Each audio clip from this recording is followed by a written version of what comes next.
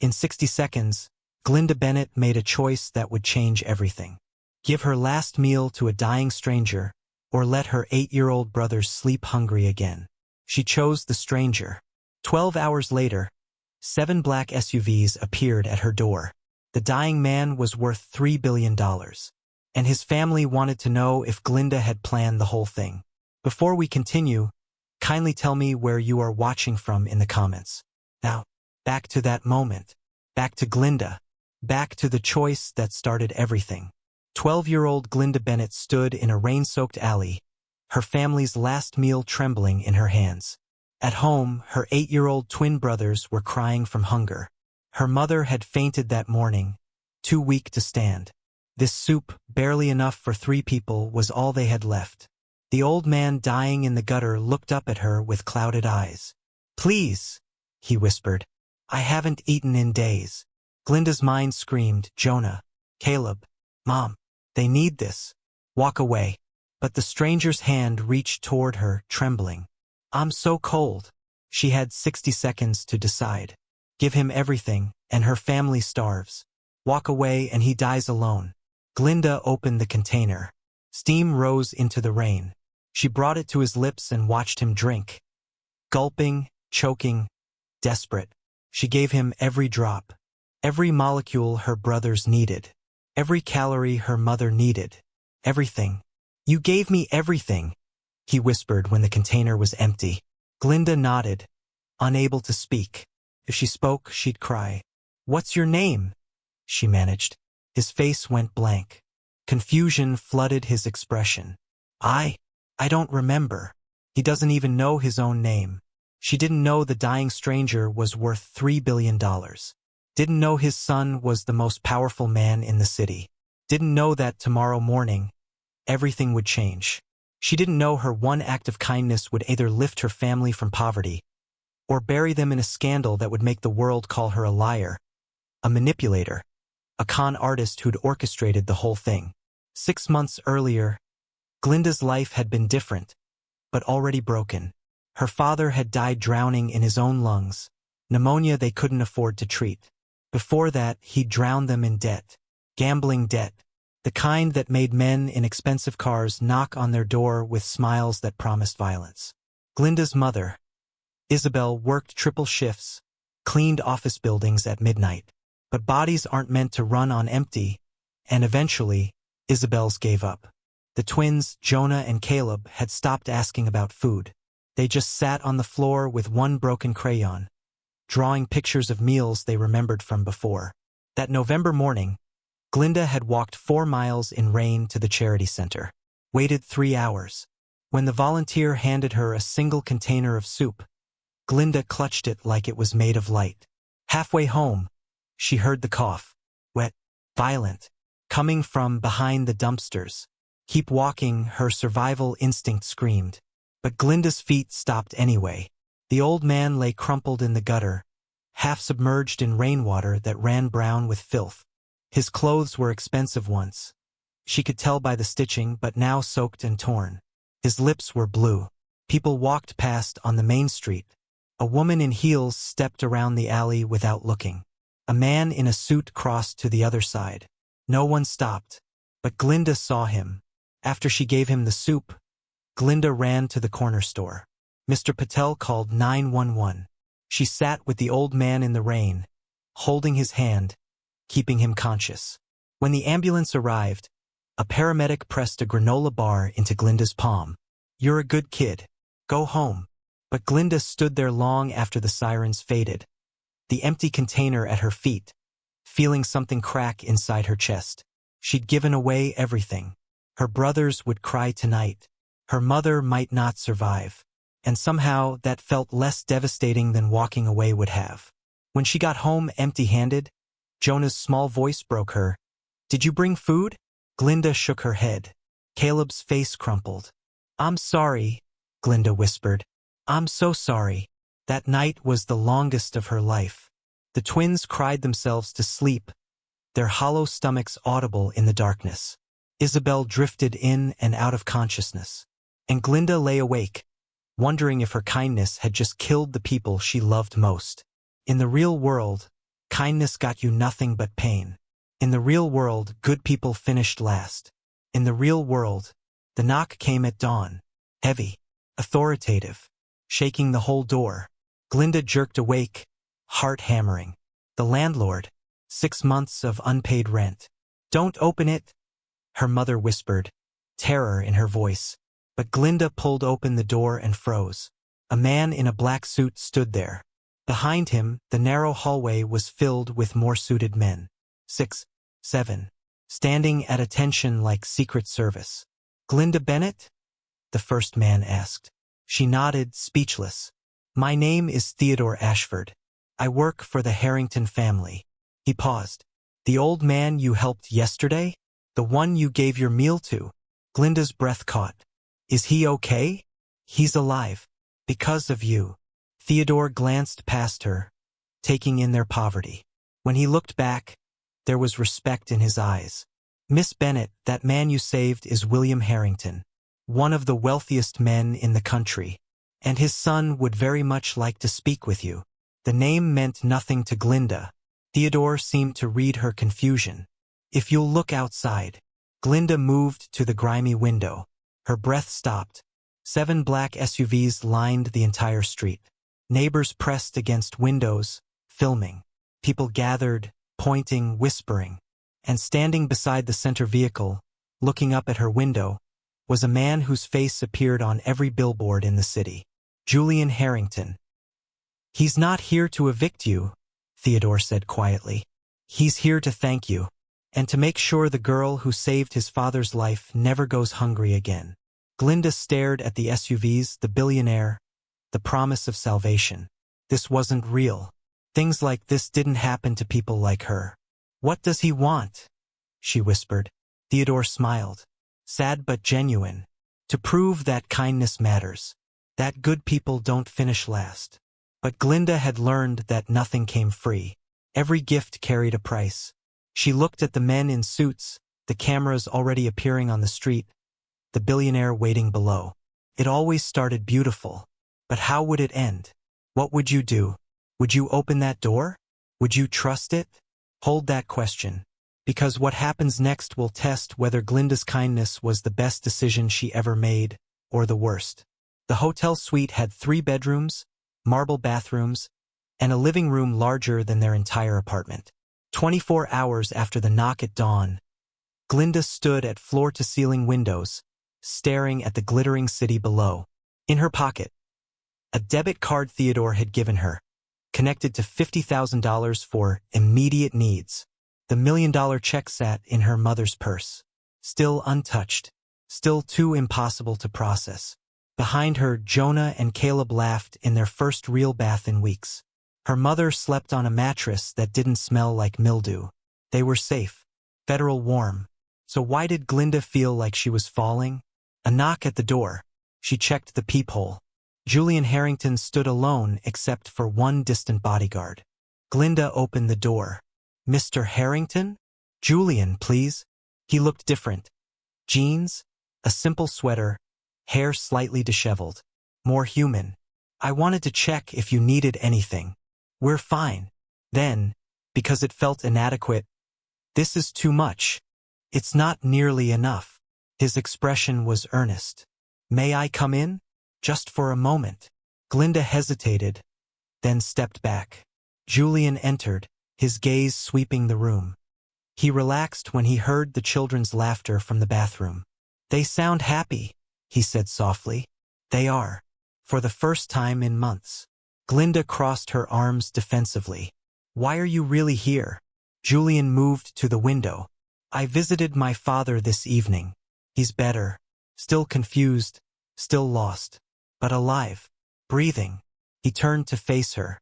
"The doctor said if he'd been out there another few hours, he wouldn't have made it. Pneumonia.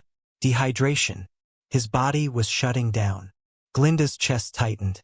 "You saved him, Glinda. And I keep thinking about what you asked this morning. Why I want to help so much." He paused. "My father built his company from nothing. Came from poverty like yours. He believed kindness should be its own reward. Anonymous donations, scholarships, medical bills paid in secret. He sounds like a good person, Glinda said quietly. He is. Julian's voice cracked. The dementia took everything from him. His memories, his words, his sense of self. But you know what the doctors told me?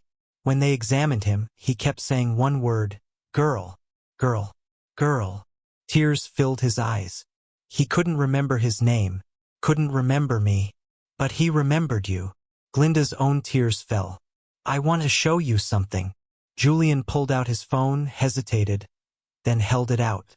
On the screen, a video, a hospital room. William in a clean bed, looking fragile but cared for. A nurse entered with a tablet showing Julian's face. Dad? Can you hear me? Julian's voice from the recording. William's foggy eyes flickered. Boy, he said slowly. My boy. Yes, Dad. Your son. The girl who helped you. She's safe now. She and her family are being taken care of. William's expression changed. His eyes cleared slightly. Tears streamed down his weathered face. Kind, he whispered. So kind. Angel. She's Angel.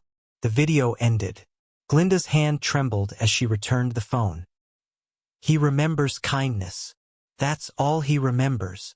Julian's voice was thick. Let me help you, Glinda. Not because you owe me, but because my father would have wanted it. Because he spent his life believing good people deserve good things. Let me prove he was right. Isabel appeared in the bedroom doorway, wearing a new nightgown but with guarded eyes. Glinda, is everything all right? Yes, Mama. Mr. Harrington was just leaving, Julian finished smoothly. He nodded respectfully to Isabel. Mrs. Bennet, I hope you're resting well.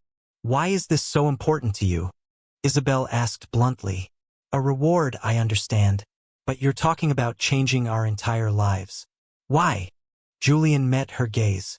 Because your daughter saw suffering and acted. In a world where people film tragedies instead of stopping them, she helped. That kind of person deserves more than survival. She deserves to thrive. And what do you get out of it? Peace. The knowledge that for once, someone good got something good. And when the cameras go away? Isabel challenged. When this isn't a feel-good story anymore? Then you'll still have the house, the healthcare, the education trust, the opportunities. Julian's expression was steady. There's no contract requiring gratitude. No press releases you must appear in. This is just compensation for a debt I can never truly repay. Isabel's eyes narrowed. There's always strings. Not this time. But something flickered across Julian's face. So quick Glinda almost missed it.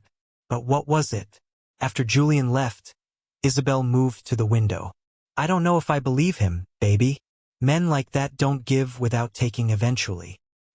He seems genuine, Glinda offered, though her own doubts whispered. Maybe. Either way. Isabel turned, fierce.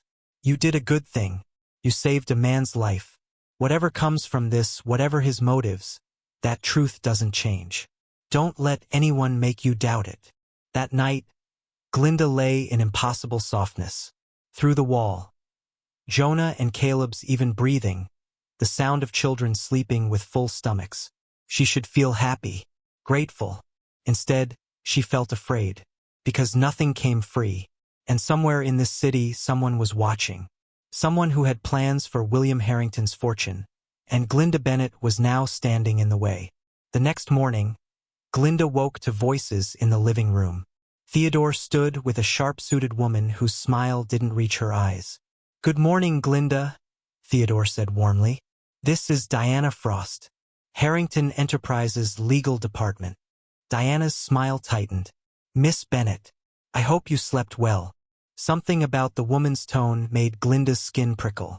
Yes, thank you. Diana is here to facilitate the arrangements Mr. Harrington discussed, Theodore explained. The house, healthcare, education trust. Isabel emerged from the kitchenette, her voice cool. And this requires a lawyer because? Standard procedure. Diana opened her briefcase, extracting papers. When substantial assets transfer, we ensure everything is legally sound. For everyone's protection. She spread documents across the table. Fairly straightforward. The house purchased in your name, Mrs. Bennett. Comprehensive health care, no copays. Education trust for all 3 children. And a monthly stipend for living expenses. Stipend? Glinda asked. $10,000 per month. Indefinitely. Silence. $10,000 a month. Glinda's father had made maybe $30,000 a year. This was... What's the catch? Isabel asked. Diana's smile tightened further. No catch. Just reasonable conditions.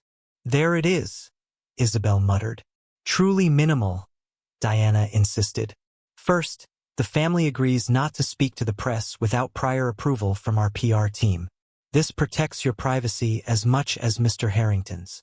Okay, Isabel said slowly. Second, Glinda participates in one photo opportunity with Mr. Harrington and his father for a company press release. Just once. Then you live your lives privately. Reasonable, Theodore added. Third, Diana paused. Mr. Harrington would like Glinda to visit his father monthly. 1 hour. The doctors believe seeing her might provide comfort and cognitive stimulation. Glinda blinked. Visit him? If you're comfortable, Theodore said gently. William keeps asking about the kind girl. It might help him. I don't mind, Glinda said, looking at her mother. If it helps. Wonderful. Diana pushed papers forward. If you'll just sign here, Mrs. Bennett. Wait. Isabel held up a hand. I want a lawyer. An independent lawyer. To review these before I sign anything. Diana's expression flickered. Annoyance? Mrs. Bennett, I assure you.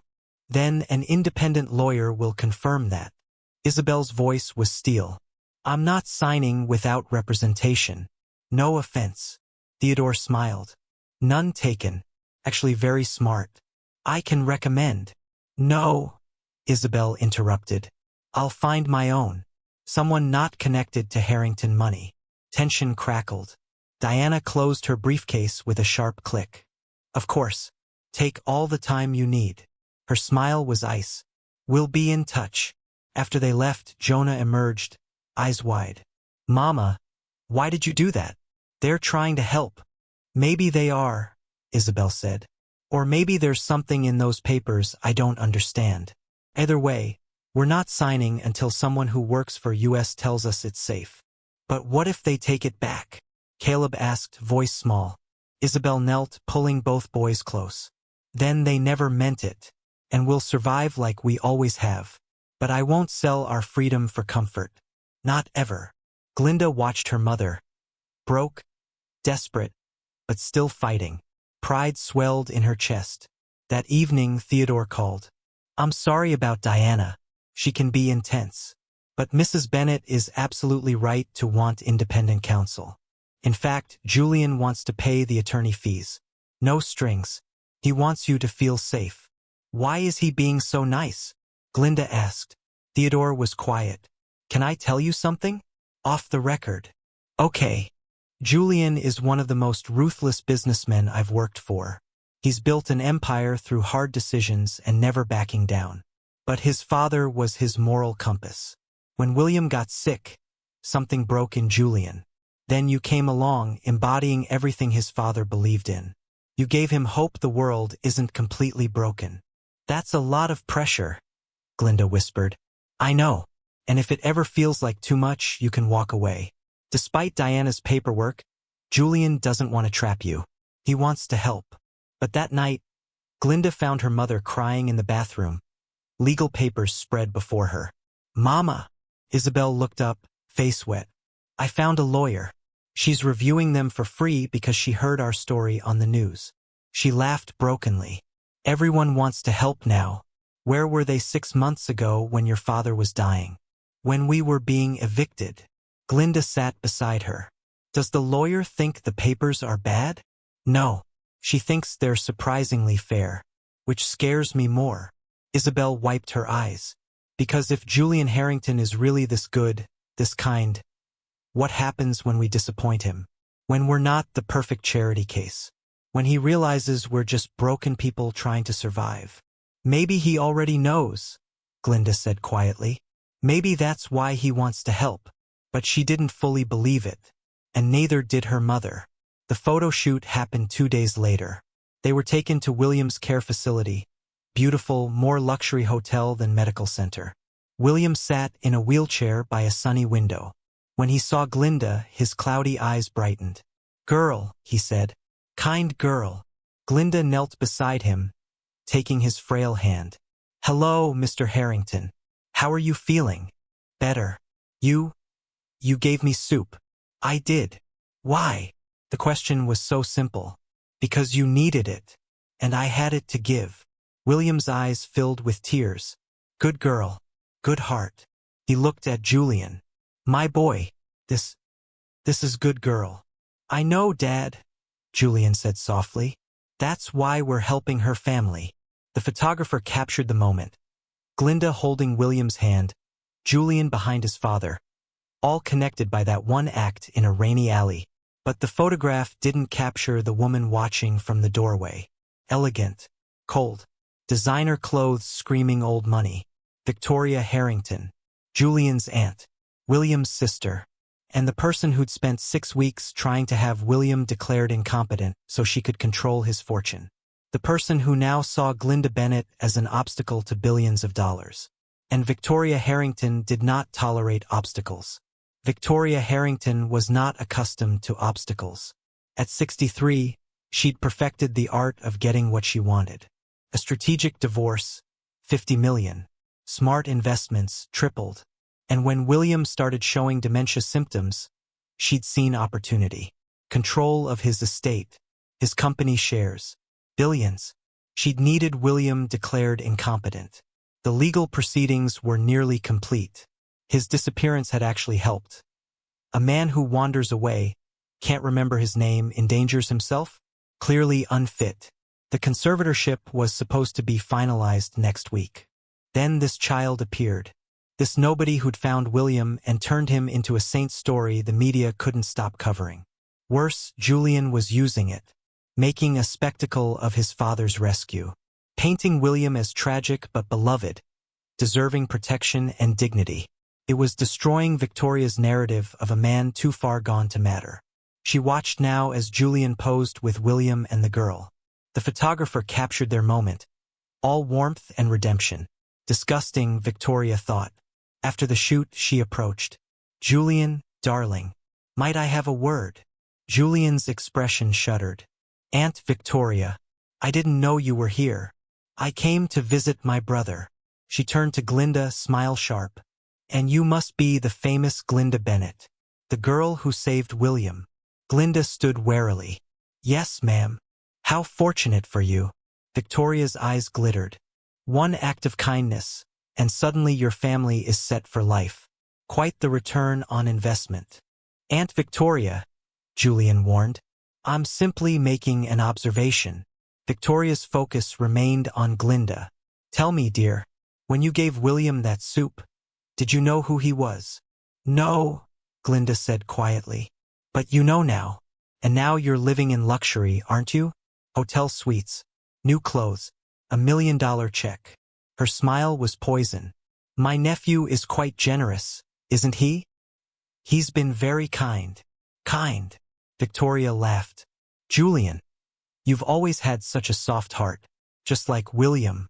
It's admirable, really. Though I wonder, have you done due diligence on this family? Background checks? Verified their story?" Julian's jaw clenched. "Aunt Victoria, if you have something to say, I'm simply concerned. For you. For the family." Victoria tapped her phone. Held it up. "Did you know Mrs. Bennett filed bankruptcy twice? That her husband accumulated over $200,000 in gambling debts before he died? That there are rumors he was involved with rather unsavory people?" Glinda felt slapped. "My father wasn't. I'm not making judgments, dear. Simply stating facts." Victoria's smile was cruel. "Julian, I know you want to believe in fairy tales. The kind girl, the redemptive act, the happy ending. But what if this is more calculated? What if this family saw an opportunity? That's enough." Julian's voice was cold. "Glinda, would you mind giving us a moment?" Glinda fled. She found a bathroom, locked herself in a stall, trying not to cry. Victoria's words echoed. Calculated. Opportunity. Unsavory people. Her father had gambled. Had accumulated debt. They were poor because of his mistakes. What if Julian found out? What if he thought they were con artists? Through the wall, she heard raised voices. Julian and Victoria arguing. Responsibility to protect this family's assets. Attacking a child because you're bitter about the conservatorship. Completely naive if you think this isn't calculated. My father's wishes, and I will honor them. The voices faded. When Glinda emerged, Theodore was waiting. I'm sorry you heard that, he said gently. Is it true? About my dad? Theodore hesitated. Your father had financial struggles. That's true. But that doesn't change what you did. You saved a life. That act exists independent of anything else. But what if Mr. Harrington thinks? Julian knows about your father's debts. Theodore interrupted softly. We ran background checks. Standard procedure. He knows everything, Glinda. And he's helping you anyway. Because he believes you deserve it. Glinda's eyes widened.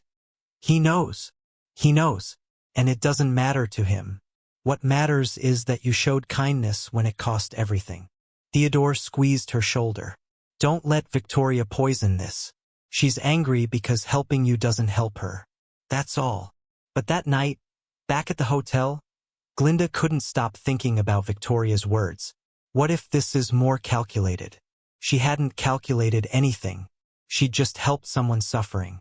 But how did you prove your heart was pure?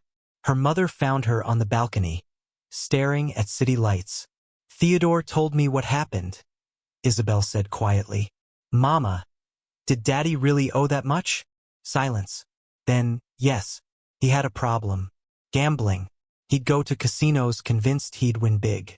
Solve all our problems with one lucky night. Her voice cracked. Instead, he buried us. By the time he got sick, we were drowning. His death didn't just take him. It took any chance we had of recovering. Why didn't you tell me? Because you were 11. You didn't need that weight.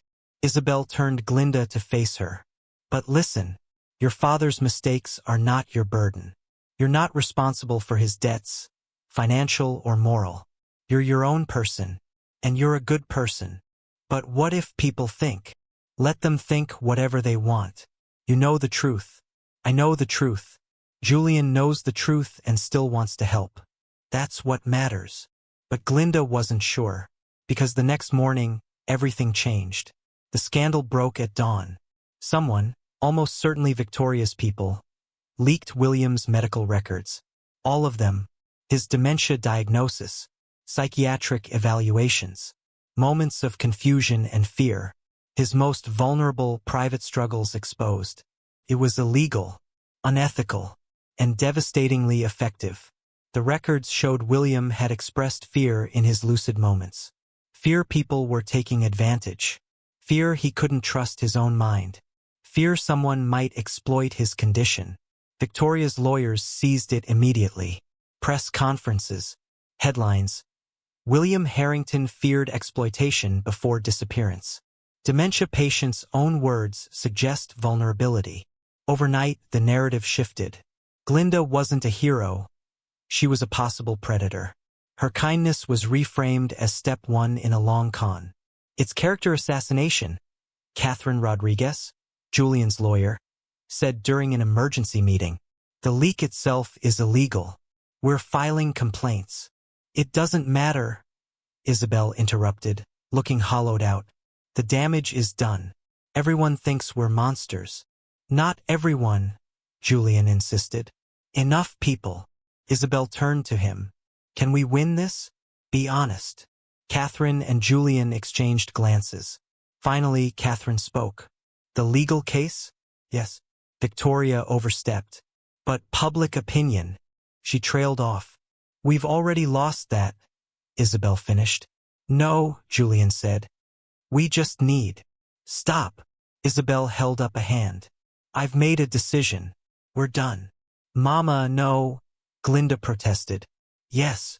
Isabel's voice was steel. We're walking away. giving back the money, moving out. This ends now. Mrs. Bennet, Julian started. This is destroying my children. Isabel's voice broke. Jonah had a panic attack at school because someone called him a thief. Caleb won't eat because he's scared the food is stolen. Glinda cries every night. For what? Money we never asked for. She stood, trembling. We're done, Mr. Harrington. Thank you for everything. But we're done. The words hung like a death sentence. Julian looked at Glinda. She couldn't meet his eyes. If that's your decision, he said quietly, I'll respect it. But please give me 1 week. Let me try something. If it doesn't work, I'll personally drive you wherever you want. No questions. What could you possibly do? Isabel asked bitterly. Something I should have done from the beginning. Julian's jaw set. I'm going to let my father speak. And what William Harrington was about to say would either save them all or destroy them forever. The press conference was scheduled for 3 days later. In that time, Julian worked like a man possessed. Doctors, therapists, media consultants, legal team preparing injunctions against Victoria, personal visits to William every day, explaining what they needed to do. I don't know if he understands, Julian told Glinda during one sweet visit. His lucidity comes and goes. But when I mention you, the kind girl, something clicks. Is this dangerous for him? Glinda asked. Probably, Julian admitted. But staying silent is worse. Victoria's destroying you. By extension, destroying everything my father believed in. If he could speak, tell people what happened, maybe we can turn this. And if he can't? If the dementia makes him confused on camera? Julian's expression darkened. Then Victoria wins completely. She'll use it as proof he's incompetent, get her conservatorship, and we'll have accomplished nothing except stressing him. Big risk. You took a risk helping him. You gave away your last meal not knowing if it would matter. I'm taking a risk now, hoping it will. He met her eyes. Sometimes that's all you can do. The night before the press conference, Glinda couldn't sleep. She found her mother in the dark living room, staring out the window. Mama, can't sleep either? Isabel patted the couch. Glinda curled beside her mother like when she was small. I'm scared, Glinda admitted. Me too, baby. What if tomorrow doesn't work? What if Mr. William can't remember? Isabel was quiet for a long time. Then we tried. That's all anyone can ask. She stroked Glinda's hair. I've been thinking about your father, his mistakes, his debts, the way he let us down. Mama, let me finish. Isabel's voice was soft but firm. He made terrible choices. But you know what? He also had a good heart. Even at his worst, even gambling away our rent, he'd give his last dollar to someone asking for bus fare. He'd buy meals for homeless people, help neighbors move furniture. Her voice cracked. He was broken and flawed and he hurt us. But he also had kindness in him. And you inherited that, Glinda. The good parts. The kind parts. I wish he could see this, Glinda whispered. Wish he could know his kindness. The real kindness mattered. Maybe he does, Isabel said. Wherever he is. Maybe he's proud of you. They fell asleep on the couch, wrapped in each other's arms, and for the first time in weeks, Glinda didn't have nightmares. The press conference room was packed. Every major outlet had sent reporters. Cameras lined the walls. The energy was electric, predatory, everyone waiting to see if this would be redemption or disaster. Glinda sat front row with her mother and brothers. Julian had offered to let them skip it, but Isabel refused. We're part of this. We see it through. Victoria sat opposite them with her lawyers. When her eyes met Glinda's, her smile was cold and triumphant. Then the doors opened. Theodore wheeled William Harrington into the room. The crowd went silent. William looked small in his wheelchair, fragile. His white hair was neatly combed, his clothes pressed, but his eyes held that familiar fog. Julian walked beside him, one hand on his father's shoulder. When they reached the podium, specially lowered for the wheelchair, Julian leaned down and whispered something.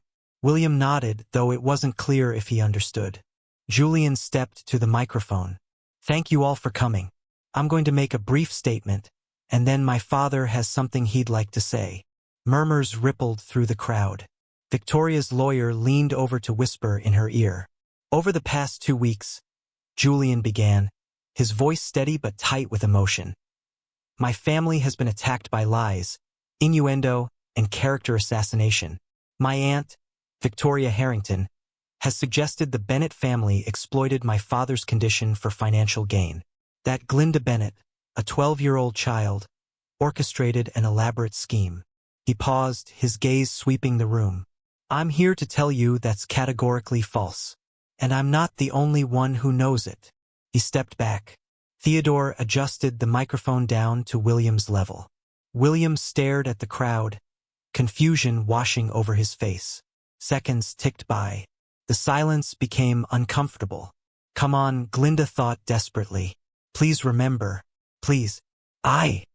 William's voice was barely a whisper. Someone adjusted the microphone. Where am I? Victoria's smile widened.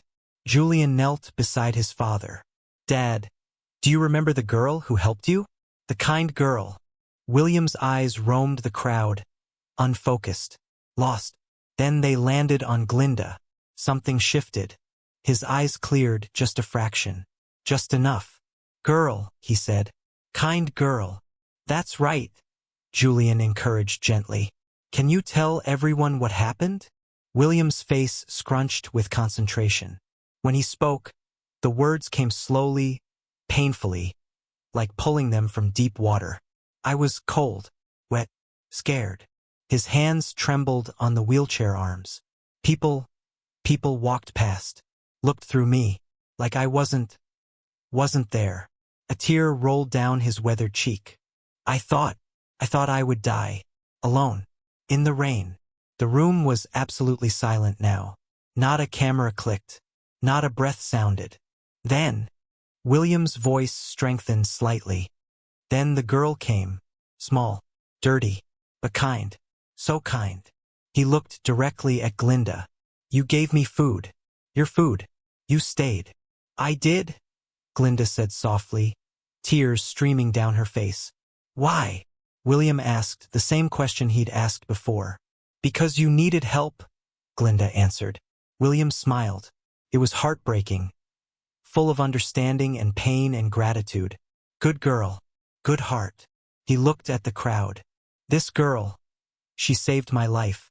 Not for money, not for anything, just kindness. He turned to Julian. My boy, you protect her. You protect kindness. Promise me. I promise, Dad, Julian said, his voice thick with emotion. Good. William's gaze found Victoria. For a moment, his eyes cleared completely. When he spoke, his voice was stronger than it had been in years. Victoria, you're my sister. I love you, but you're wrong. So wrong. This girl, she's what matters. Not money, not power, kindness. It's all that matters. Then the fog returned. William slumped in his wheelchair, exhausted. But the damage, the beautiful, powerful damage, was done. The room erupted. Reporters shouted questions. Cameras flashed. But all Glinda could see was Victoria's face. Frozen in shock and fury, her carefully constructed narrative crumbling. One of Victoria's lawyers leaned over, whispered urgently. Victoria stood abruptly, her chair scraping loud against the floor. Without a word, she walked out. Her entire legal team scrambled to follow. If this story is grabbing your heart, if you're feeling every emotion with Glinda, then I need you to do something for me right now. Subscribe to Ducal Tales. Click that button. Because we're building more than a channel here. We're building a family that believes in kindness, in hope, in the power of doing what's right even when it's hard. Now, back to the story, because what happens next will restore your faith in justice. But Victoria Harrington didn't surrender easily. The lawsuit was filed on Thursday morning, 2 days after the press conference. Victoria Harrington versus Julian Harrington, with Glinda Bennett and her family named as co-defendants. The claims were meticulously crafted. Undue influence, exploitation of a vulnerable adult, conspiracy to defraud. It's completely baseless, Catherine Rodriguez assured them. We'll have it dismissed within weeks. But until then, prepare for media scrutiny. She had no idea. The media descended like locusts. News vans parked outside the hotel. Reporters shouted questions whenever anyone appeared. Photographers camped in the lobby. Social media exploded with opinions, most vicious. The twins couldn't go to school. Jonah had a panic attack when photographers rushed them on the sidewalk. Caleb stopped eating, convinced everything they touched was stolen. They're calling me a terrible mother, Isabel said one evening, scrolling through her phone despite everyone telling her not to, saying I trained Glinda to target rich people, that we probably followed William, pushed him into that gutter ourselves, then rescued him. That's insane, Julian said. He'd started practically living at their suite, strategizing with lawyers, shielding them from reporters, trying to hold everything together. Insane or not, people believe it, Isabel shot back. Her face was gaunt again, the stress eating away the health she'd regained. They're outside my children's school, harassing our old neighbors. They found my ex-husband's bookie, who said we're desperate people capable of anything. We're going to fight this, Julian insisted, but his voice lacked conviction. Maybe we shouldn't. The words came out before Glinda could stop them. Everyone turned to stare. Glinda, her mother started. No, listen. Glinda's voice shook but stayed determined. Victoria is doing this because of us. She wants control of Mr. Williams' money, and we're in her way. If we walked away, gave back the money, maybe she'd stop. Maybe everyone would leave us alone. Absolutely not, Julian said firmly. Why not? Glinda's eyes burned with unshed tears. We were surviving before. We can survive again. We don't need your money if it means destroying everyone around us. You're not destroying anyone, Julian said. Victoria is doing this to herself. She's so consumed with greed she's willing to attack a child. If we back down, we're telling her bullying works. That kindness doesn't matter. That good people finish last. Maybe they do, Glinda whispered. The silence was suffocating. Finally, Isabel spoke. Glinda, go to your room. Mama! Now! Glinda fled to her bedroom, collapsed on the bed, and finally let the tears come. She cried for her father, whose mistakes were being dragged through mud. For her mother, who never asked for this. For Jonah and Caleb, who couldn't go outside without cameras. And she cried for herself, the girl who just wanted to help someone and had somehow ended up at the center of a war. A soft knock. Glinda? It's Julian. Can I come in? She almost said no, but something in his voice, tired, sad, human, made her relent. Okay. Julian entered and sat on the edge of her bed, maintaining respectful distance. He looked more exhausted than she'd ever seen him. No suit jacket, shirt wrinkled, face drawn. I want to tell you something, he said quietly. Something I haven't told anyone. Glinda sat up, wiping her eyes. When my father started getting sick, I was angry, furious, because he'd spent his whole life being good, helping people, donating money, sacrificing his comfort. And this was his reward? A disease that would steal everything. Julian's voice cracked. I stopped believing goodness mattered. I threw myself into work, made ruthless decisions, cut people out. I became exactly what my father never wanted me to be. He looked at Glinda. Then you came along. This little girl who had nothing and gave it anyway. Who proved kindness still exists, even when it costs everything. You reminded me why my father lived the way he did. You gave me back something I thought I'd lost. What? Glinda whispered. Hope. Hope that the world isn't completely broken. That good people exist. That kindness is its own reward, even when everything falls apart. But look what it's cost, Glinda said. Everyone's suffering because I helped someone. No, everyone's suffering because Victoria is greedy and cruel. That's not on you. That's on her. He leaned forward. Glinda, listen to me. Really hear this. Are you listening? She nodded. What you did, helping my father, was right. It was good. It was pure. And nothing Victoria does, Nothing the media says, nothing anyone thinks can change that truth. You saved a life. You showed compassion.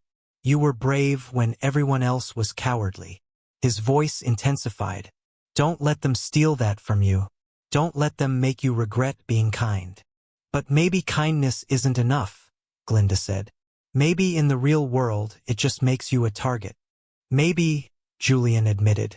Or maybe it makes you someone worth protecting. Someone worth fighting for. And Glinda, I will fight for you. Your mother will. Theodore, Catherine, everyone on my team. Because you deserve it. Why do you care so much? Really? Julian was quiet. Because if people like you don't win, then people like Victoria do. And I can't accept that. I won't. My father didn't spend his life proving kindness matters just so his sister could destroy that legacy. He stood. Get some rest. Tomorrow will be hard. But I promise, we're going to get through this. After he left, Glinda lay awake for hours, his words echoing.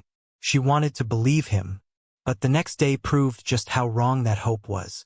The scandal broke at 6 a.m. Someone leaked more records. Not William's, Glinda's family's. Every bankruptcy filing.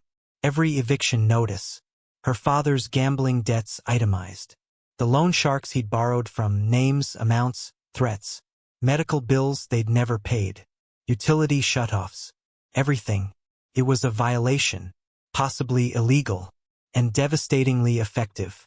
Headlines screamed, Bennett family's history of debt and desperation. Did financial crisis drive alleged exploitation? Family with nothing to lose and everything to gain. The narrative shifted again. They weren't just possible predators, they were desperate criminals with motive.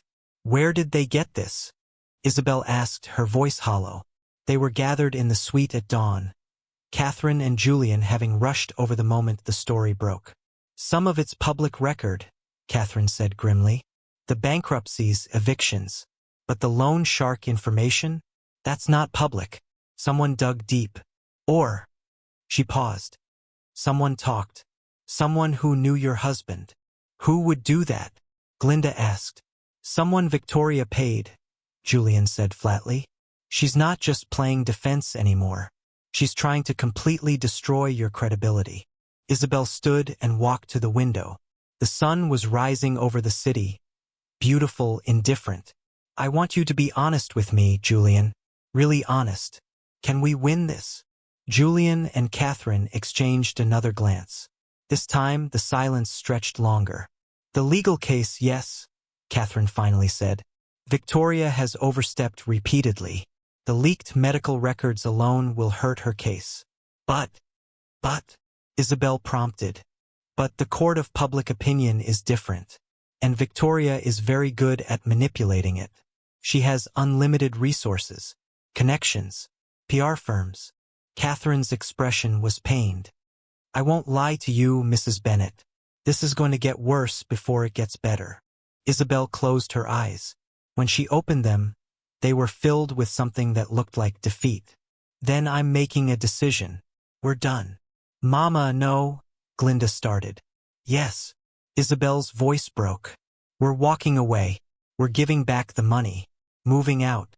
Going back to our old lives. This ends now. Mrs. Bennett, please. Julian stood. Look at what this is doing to my children. Isabel's control finally shattered. Jonah had another panic attack this morning.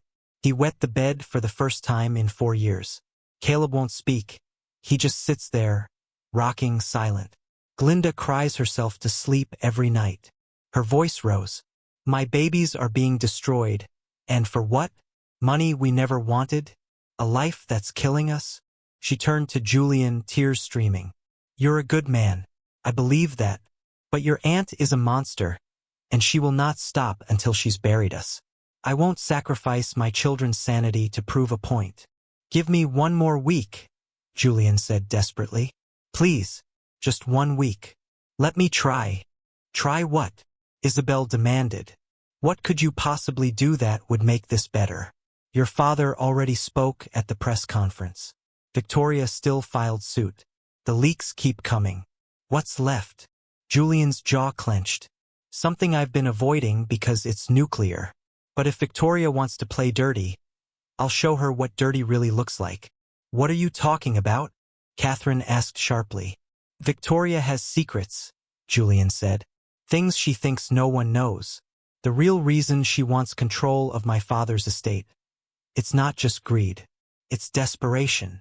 His expression was hard. She's in debt. Massive debt. Bad investments, failed business ventures. She's been living off credit for years. If she doesn't get control of Dad's money soon, she'll lose everything. How do you know this? Catherine asked. Because I hired investigators months ago when I realized what she was trying to do with the conservatorship. I have documents, proof, everything. He looked at Catherine. If we release it, we destroy her credibility completely. Show the world she's not a concerned family member. She's a desperate woman trying to steal from her disabled brother. Catherine's eyes widened. Julian, that's playing her game, stooping to her level. I know, Julian said quietly. But what choice do we have? She's destroying them. He gestured to Glinda's family. I can't let that happen. Don't do this for us, Isabel said firmly. Don't compromise yourself. I'm not doing it just for you, Julian interrupted. I'm doing it because my father would want me to. Because protecting kindness means fighting cruelty. And Victoria is cruel. He pulled out his phone. One call. I release everything to the press. By tonight, Victoria will be the villain. Not you. The lawsuit will collapse. You'll be vindicated. And you'll be just like her, Catherine said softly. Someone who leaks private information to destroy opponents. Julian's hand trembled on the phone. Then what do I do? Just let her win. You let me win on the merits, Catherine said. In court. Legally. It'll take longer. It'll be harder. But you'll preserve who you are. And in the meantime? Julian gestured to Glinda's family. What happens to them? No one had an answer. Glinda watched the adults argue. Her mother exhausted, Julian desperate, Catherine torn between law and justice. And she realized something. This wasn't about her anymore. This had become a war between Julian and Victoria. A proxy battle over William's legacy. And her family was caught in the crossfire. Stop, Glinda said quietly. Everyone turned to her. Stop fighting, she said louder now. Julian, don't release those documents. Mama, don't make us leave yet. She stood, wiping her tears. I want to try something. Glinda, what? Isabel started. I want to talk to Victoria, Glinda said. Just me and her. No lawyers. No cameras. Just person to person. Absolutely not, Julian and Isabel said simultaneously. Why not? Glinda challenged. She's not a monster. She's a person. A scared person if what Julian says is true. Maybe if I talk to her human to human, I can make her understand. She'll eat you alive, Julian said. Maybe, Glinda admitted. Or maybe she'll see that I'm not her enemy, that we don't have to destroy each other. She looked at her mother. You taught me that kindness matters. Let me try being kind to the person who's hurting us. Isabel stared at her daughter. You're 12 years old. I know, but I'm also the girl who gave away her last meal to save a stranger. If I can do that, I can do this. The room was silent. Finally, Julian spoke. And this is a massive if we arrange this, I'm going with you. Non-negotiable. Okay, Glinda agreed. And if she says one thing that crosses a line, we're done. Okay. Julian pulled out his phone. His thumb hovered over Victoria's contact. This is either the bravest thing you've ever done, he said to Glinda, or the most foolish. Maybe it's both, Glinda said. Julian made the call. And the next day, Glinda Bennett came face to face with the woman who wanted to destroy her family. What she didn't know was that this conversation would change everything. Not just for her, but for Victoria too. Because sometimes the only way to end a war is to see the humanity in your enemy. The meeting was arranged for neutral ground. A private room at the Four Seasons.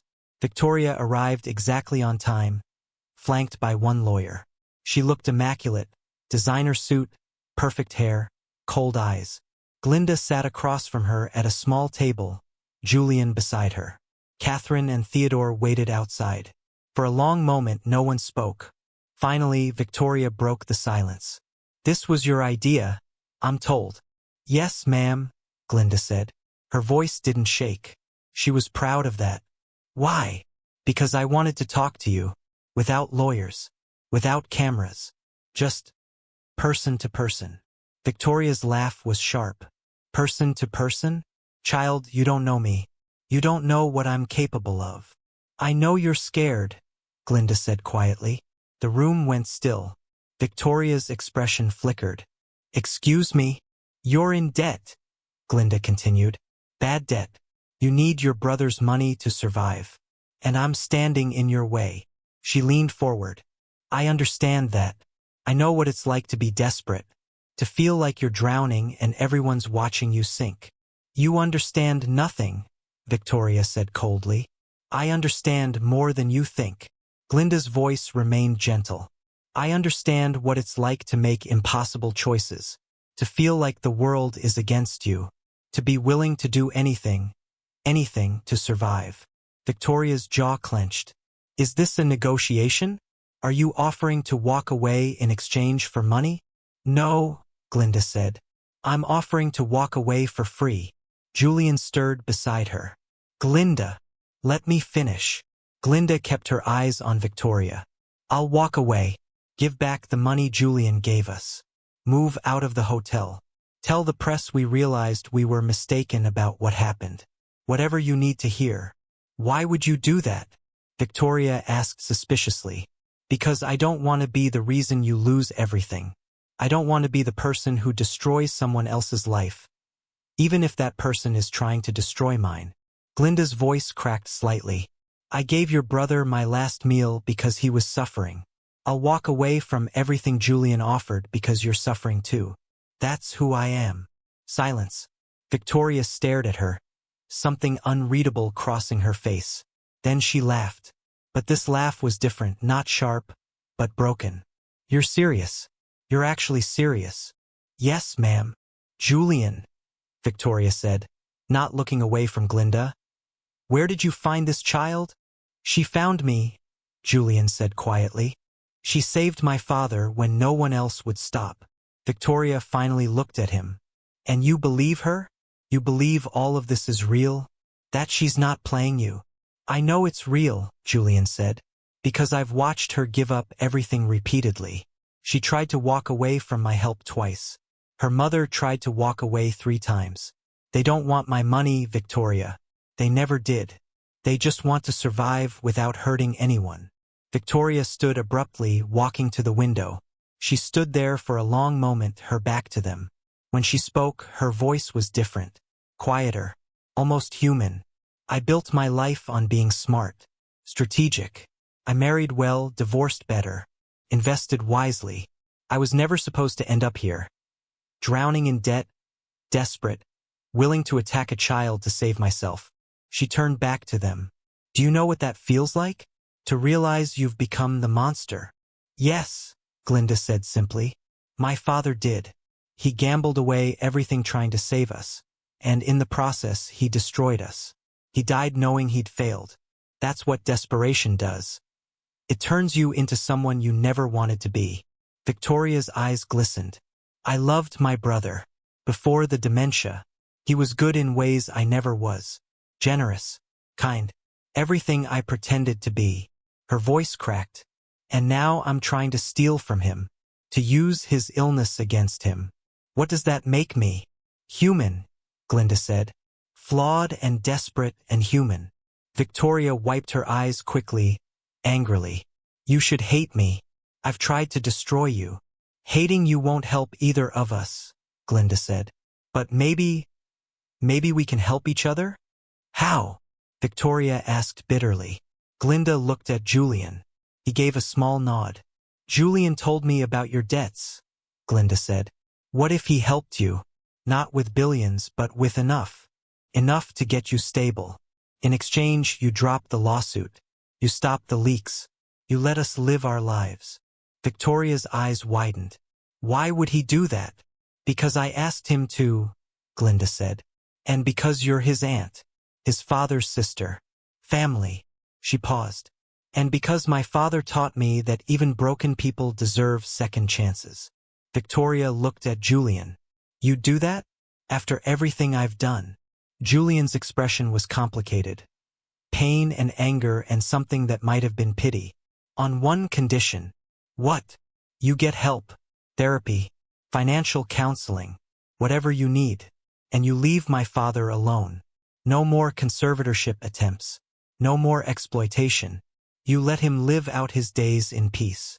Victoria's face crumpled. For the first time since they'd met her, she looked old, tired, human. I don't deserve this, she whispered.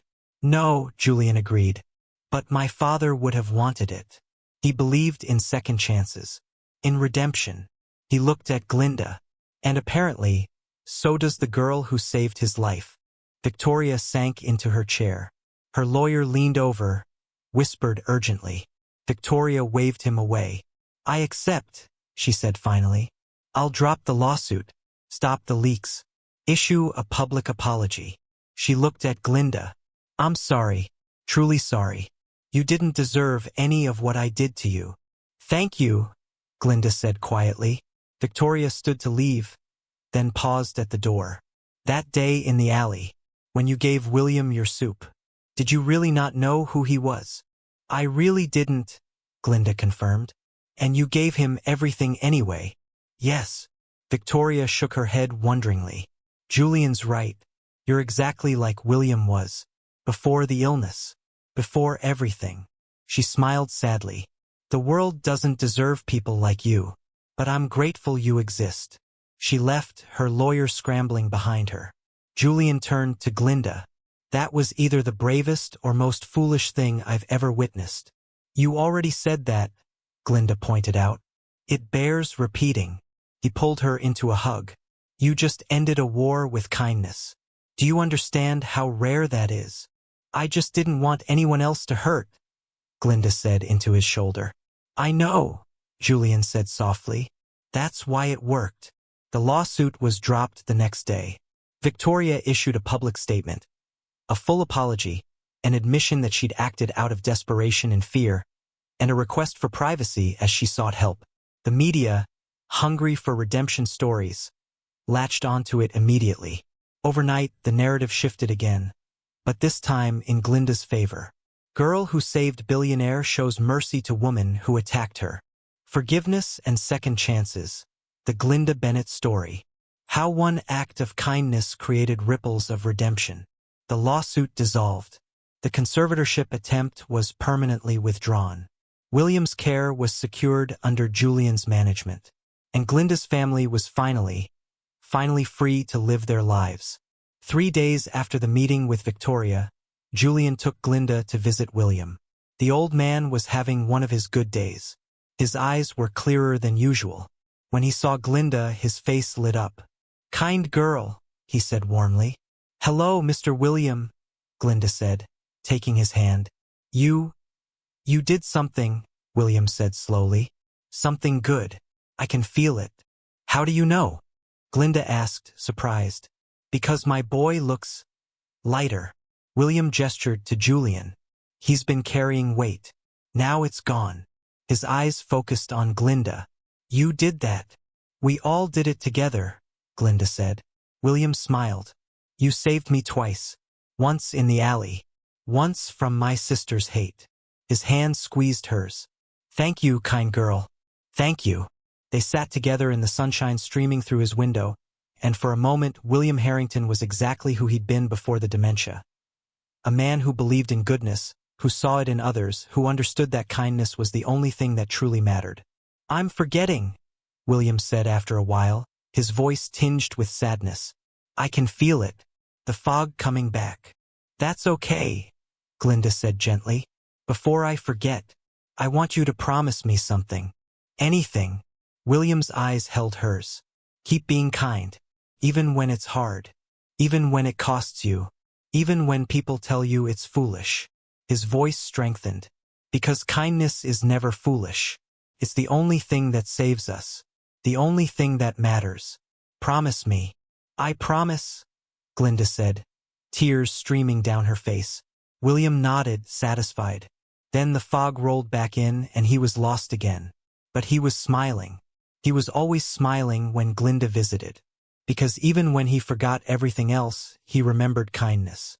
And that, in the end, was all that mattered.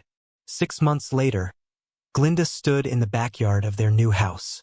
It was a real house. 3 bedrooms. A yard where Jonah and Caleb played soccer. A neighborhood where people smiled and didn't recognize them from the news anymore. Her mother was healthy now. Regular doctor visits, proper medications, physical therapy that had rebuilt her strength. She'd found a job at the local library. Part-time but fulfilling. Jonah and Caleb were thriving. They'd gained weight. Their faces filled out. Their laughter returned. They were just kids again. And Glinda was starting to believe that maybe kindness really did matter after all. A car pulled into the driveway. Julian climbed out, and Theodore helped William from the passenger seat. "Mr. William!" Glinda ran to him. William's face lit up. His dementia was still there. It always would be. But he'd been having more good days recently. Stability, routine, and love were helping. "Kind girl," he said, pulling her into a hug. "My kind girl. How are you feeling?" "Good days and bad days. Today is good. Because I see you." He looked around the yard. "This is your house?" "Yes. Your son helped us get it." William looked at Julian with such pure pride that Glinda felt her chest tighten. "My boy did good?" "He did amazing," Glinda confirmed. They spent the afternoon in the backyard. Isabel made lemonade. The twins taught William their new soccer tricks. Julian helped Glinda's mother plant tomatoes in her new garden. It was normal. Perfectly, wonderfully normal. As the sun set, Julian found Glinda on the porch steps. "Can I join you?" "Sure." They sat in comfortable silence. Finally, Julian spoke. "I wanted to thank you." "For what?" Glinda asked, genuinely confused. "For reminding me why any of this matters. The business, the money, the empire my father built. It's meaningless if we lose sight of the human element." He looked at her. "You taught me that. Or re-taught me." "I just gave someone soup," Glinda said. "You gave someone dignity, hope, life." Julian smiled. "And then you showed mercy to someone who'd tried to destroy you. That's not just anything. That's extraordinary." Glinda was quiet for a moment. "Do you think my dad would be proud of how this turned out?" Julian considered carefully. "I never met your father. But from what your mother's told me, he struggled with demons. Made mistakes. Hurt people he loved. But he also had profound kindness." He looked at her. "You're proof that the kindness was real. That it mattered. That it lives on. So yes, I think he'd be incredibly proud." Inside, Glinda could hear her mother laughing at something William said. Her brothers arguing good-naturedly about the soccer game. The sounds of a home filled with life and love. "Thank you," she said to Julian, "for everything. For believing in us." "Thank you," Julian countered, "for believing in kindness when the world gave you every reason not to." They sat as stars appeared.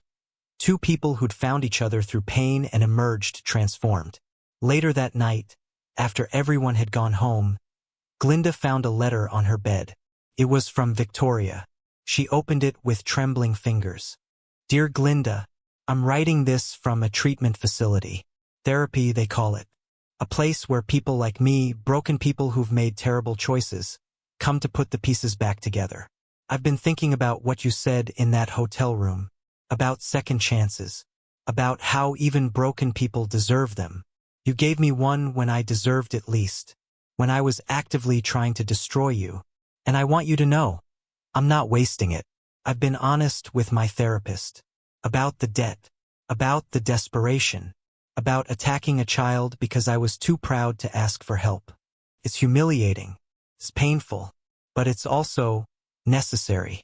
My brother, William, before the dementia took him, once told me that the measure of a person isn't their mistakes. It's what they do after making them. Whether they learn. Whether they grow. Whether they become better. I'm trying to become better. You'll probably never fully trust me. I wouldn't in your position. But I want you to know that you changed something in me. You showed me what real strength looks like. What real kindness looks like. I spent my life thinking kindness was weakness. That mercy was foolishness. That only the ruthless survive. Then a 12-year-old girl proved me wrong. Thank you for that. For showing me there's another way to be human. I'll never be William. I'll never have his pure heart. But maybe I can be someone who tries. Someone who chooses kindness over cruelty, even when it's hard. You gave me that gift. With gratitude and genuine remorse, Victoria Harrington.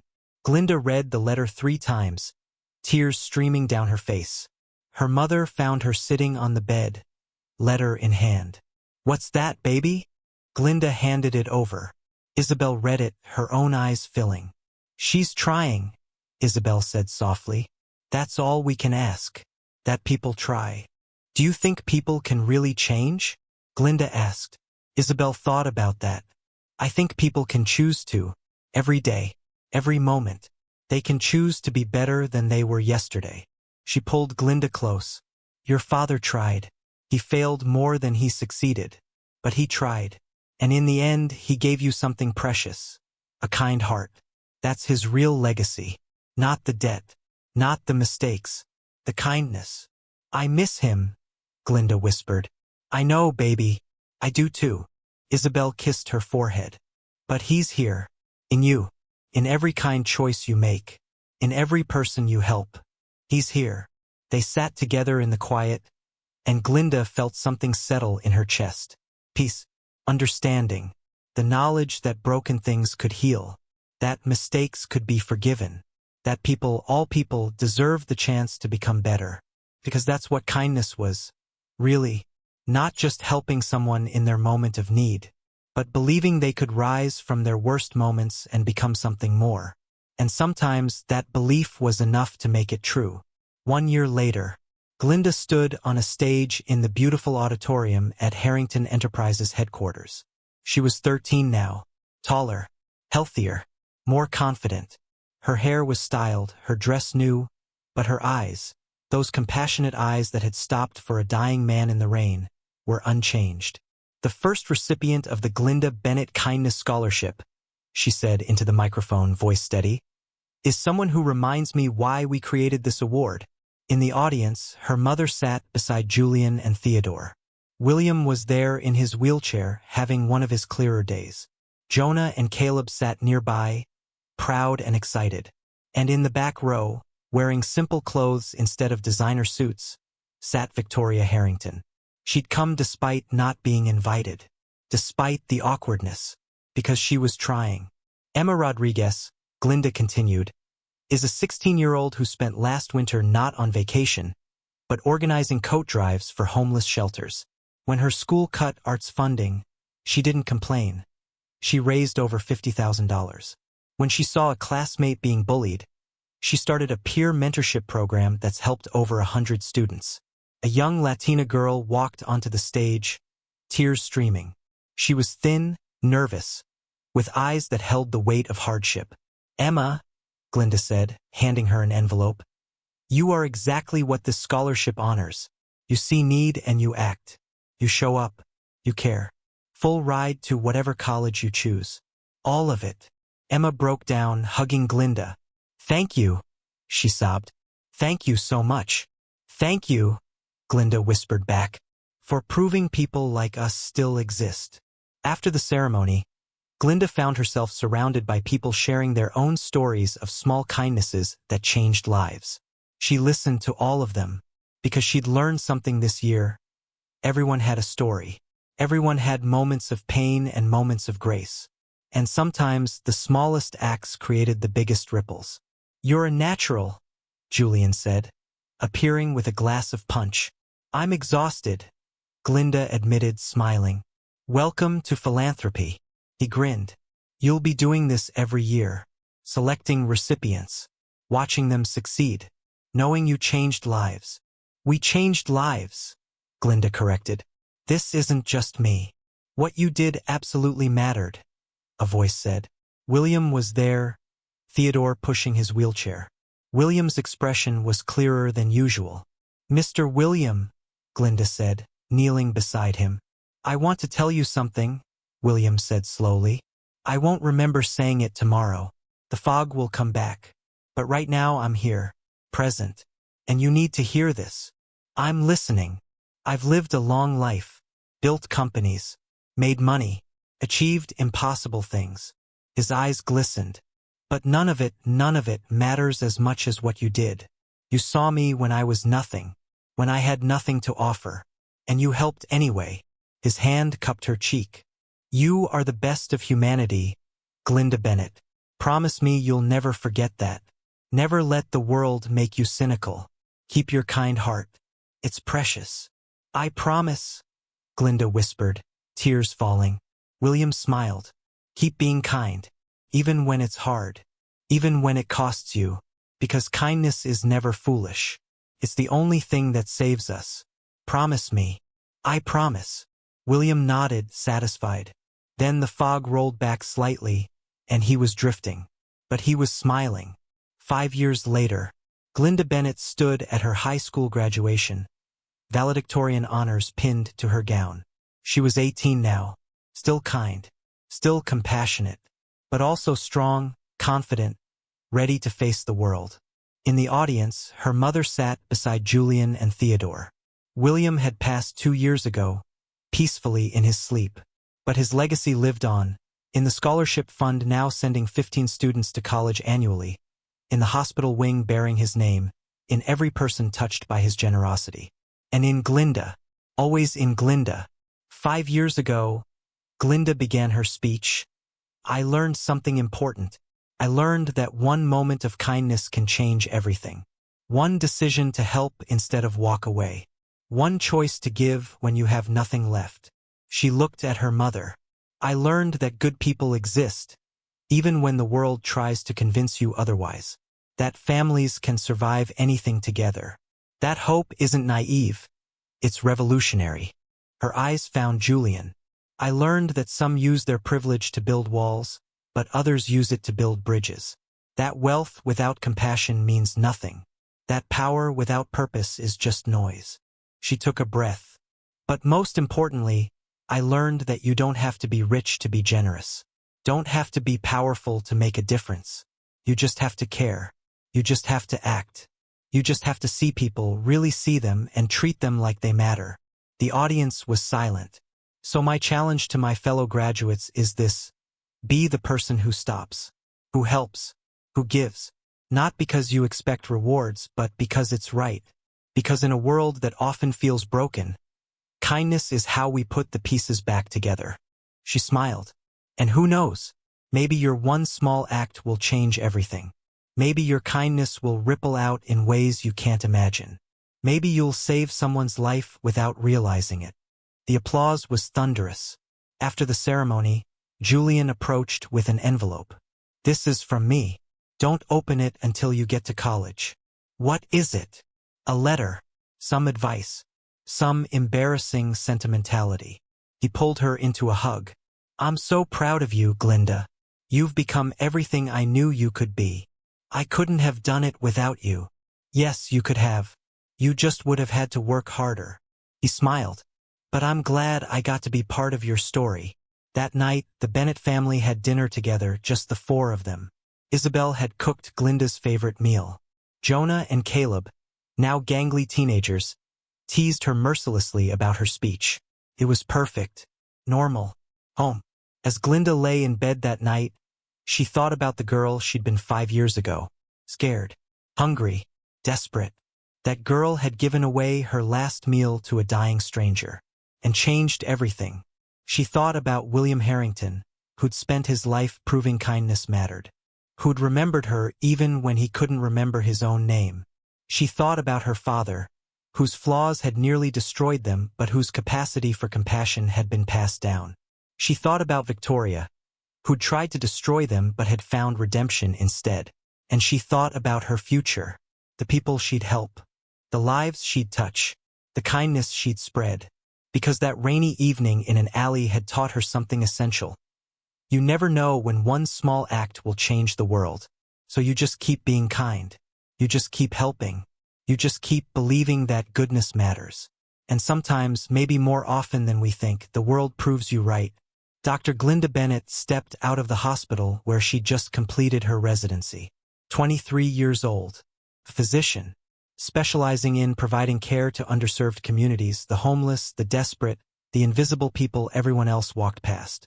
Her phone buzzed. A text from Julian. "William would be so proud. I know I am."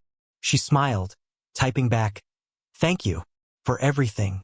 Always." Another text, this one from an unknown number. She opened it. "Hi Glinda. This is Emma Rodriguez, the girl who got the first scholarship. I just finished my master's in social work, starting a nonprofit for bullied kids. Wanted you to know you changed my life. Now I'm going to change others. Thank you for showing me how." Glinda's eyes filled with tears. The ripples. Always the ripples. One act of kindness in a rainy alley had become this. Scholarships, changed lives, hope spreading like light. She walked toward the parking lot, where her mother waited to take her to their celebration dinner. Jonah was bringing his new girlfriend. Caleb was flying in from college. A homeless man sat near the parking structure entrance. Weathered, tired, holding a sign, hungry, anything helps. People walked past him. Everyone always walked past. Glinda stopped. She reached into her bag, pulled out the sandwich she'd packed for lunch, and knelt beside him. "Here," she said, handing it to him. "You need this more than I do." The man's eyes filled with tears. "Why? You don't know me." Glinda smiled. "Because you matter. Because someone once told me that kindness is the only thing that saves us. And I believe them." She stood, waved to her mother, and walked toward the car. Behind her, the homeless man bit into the sandwich, tears streaming down his face, feeling, for the first time in weeks, like someone had actually seen him. And somewhere in heaven, William Harrington was smiling. Because the kind girl he'd met in that alley had become exactly who she was always meant to be. A woman who understood that saving the world didn't require grand gestures or massive wealth. It just required one person choosing kindness, over and over again, until kindness became who they were. My beautiful family, if this story touched your heart, if it made you believe in kindness again, if it reminded you that good people still exist, then I need you to do something for me. Share this story. Tell someone about it. Let them know that choosing compassion isn't weakness. It's the strongest thing we can do. Leave a comment telling me what moment moved you most. I read every single one, and your words mean everything to me. And if you haven't subscribed yet, please join the Ducal family. We're building something special here. A community that believes in hope, in redemption, in the transformative power of kindness. Hit that subscribe button.